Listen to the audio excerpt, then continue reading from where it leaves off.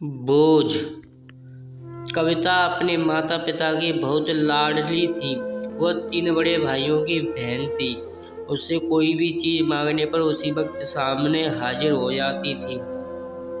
उसका पूरे घर में रौब था। पूरे परिवार और नौकरों पर वो राजकुमारी की तरह हुकूमत चलाती थी। कविता स्कूल में भी पूरा रौब था उसका। बड़े घर की लाडली जो थी वो। ऐसे ही उसने कॉलेज में दाखिला लिया। उसके ठाट बाट बड़ी गाड़ी में आना जाना, हर दिन नया फैशन देखकर हर कोई उससे दोस्ती करना चाहता था। थोड़े ही दिनों में उसके बहुत से दोस्त बन गए। पूरे कॉलेज में उसकी अपनी एक पहचान थी। इन दिनों उसके घर एक रिश्ता आया। खानदानी लोग थे और पापा की पुरानी जान पहचान थी। उनके साथ कविता के साथ कोई जबरदस्ती नहीं थी, पर कविता ने फिर भी हाँ कर दी, क्योंकि वह अपने परिवार से बहुत प्यार करती थी। वह जानती थी कि वह लोग उसका अच्छा ही सोचेंगे। लड़के का नाम राज था। राज काफी पढ़ा लिखा और समझदार लड़का था। ससुराल वाले भाई भी बहुत अच्छे थे। ससुराल में कविता की जगह वैसी ही थी जैसी कि मायके में। कोई भी कार्य कविता की सलाह के बिना नहीं होता था। सबकी लाडली बहू बन गई थी वह। फिर उसके घर एक बेटा का जन्म हुआ। राहुल कविता को जान से प्यार करता था।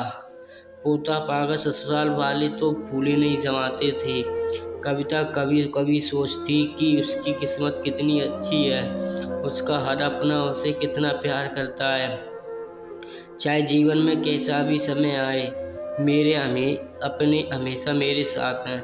मैं कभी अकेली नहीं हो सकती। कितनी खुशकिस्मत हूँ मैं।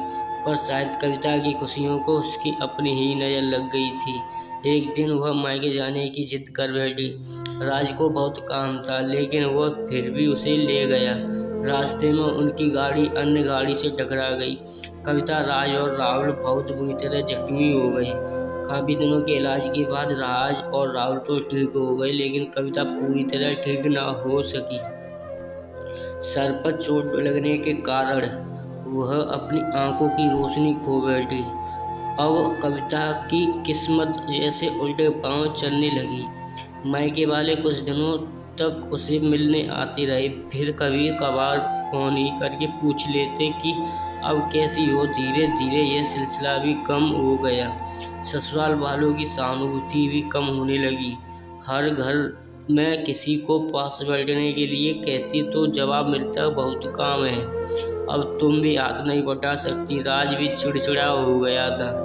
बस राहुल ही था उसके साथ, जिसके साथ हंसते खेलते उसका वक्त गुजरता। एक दिन कविता के हाथ से कुछ सामान गिर गया, जिसकी वजह से राहुल को हल्की सी चोट लग गई।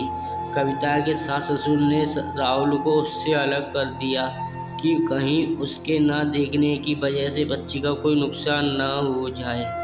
कविता अंदर से टूट गई। एक दिन उसने सबके सामने मायके जाने की इच्छा रखी, तो राज उसे तुरंत मायके छोड़ आया, जैसे कि वह भी यही चाहता था।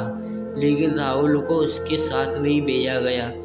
कविता कभी राहुल से दूर नहीं रही थी, पर अपनी कमी के कारण उसने ज़्यादा बहस नहीं की। कविता को लगा कि वह 3-4 दिन वहाँ रहेगी तो थोड़ा हवा पानी बदल जाएगा, क्योंकि वह कितने दिनों से कहीं भी बाहर नहीं गई थी। घर वाले भी इतने दिनों बाद उसे देखकर कितने खुश होंगे। कविता के घर पहुंचने पर सब लोग बहुत खुश हुए। खाने में सब कुछ कविता की पसंद का ही बना था। उसने अपने मम्मी पापा और भाई भाभियों से दिल खोलकर बातें की। उनके छोटे बच्चे भी बुआ के साथ घुल मिल गए थे। रात को सोने के वक्त जब वह कपड़े बदलने लगी तो उसे पता चला कि उसका बैग तो बहुत भरा हुआ था। वह सब समझ गई। दिनों बाद बहुत उदास हो गई। इस दिनों तक तो सब ठीक रहा, फिर जैसे सब बदलने लगा। सबका व्यवहार बदल रहा था। वह लोग जैसे थक चुके थे, उससे सब लोग घुमा फिरा कर पूछने लगे कि राज कब आ रहा है उसे ले जाने। वह बहाना बना देती, जबकि वह जानती थी कि उस घर में अब उसके लिए कोई जगह नहीं। कविता से चलते वक्त कुछ ना कुछ नुकसान हो जाता। छोटी बहुत टोका टाकी उसे सुनाई देती, वह टाल देती। एक दिन उसके हाथ से लगकर एक कीमती फूलदान टूट गया। छोटी भाभी ने बहुत हंगामा मचाया। कविता के माता पिता रोज रोज की झमेलों से तंग आ गए थे। उन्होंने राज को खुद से फोन कर दिया। राज कविता को अपने घर ले गया। कविता को अपने परिवार वालों से ये उम्मीद न थी। जिस कविता के कहे बिना घर में एक पत्ता भी नहीं हिलता था, उस घर के लिए वह बोझ बन चुकी थी।